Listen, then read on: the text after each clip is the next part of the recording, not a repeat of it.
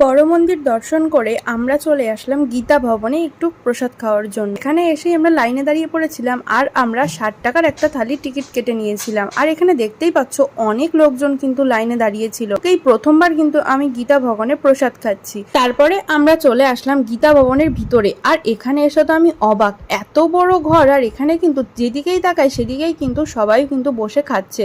আমরাও বসে পড়লাম খেতে। আর এরকম ভাবে মাটিতে প্রসাদ খেতে কিন্তু খুবই ভালো লাগে। আজকের মেনুতে ছিল ডাল, বেগুনি আর ছিল বাঁধাকপি, সাথে ছিল পনির, চাটনি, পায়েস। দুপুরের খাওয়া দাওয়াটা ওখান থেকে সেরে আমরা চলে আসলাম একটু ঘুরতে। আর এই জায়গাটা পুরো পার্কের মতো, ওই কারণে আমার কিন্তু এই জায়গাটা সত্যি খুবই ভালো লাগে। তোমাদের কার কার ভালো লাগে এই জায়গাটা অবশ্যই কমেন্ট করে জানিও। নগর পরিক্রমাতে বেরিয়েছিল সবাই, তো সেটা দেখে আমরা তারপরে সন্ধ্যাবেলার সন্ধ্যা আরতিও দেখতে গেলাম। সন্ধ্যা আরতি দেখে তারপর আমরা সবাই মিলে চলে এসেছিলাম বাড়িতে। তো বন্ধুরা, আজকের ভিডিওটা এতটুকুই। দেখা হচ্ছে তোমাদের সাথে নেক্সট কোনো ব্লগে। বাই।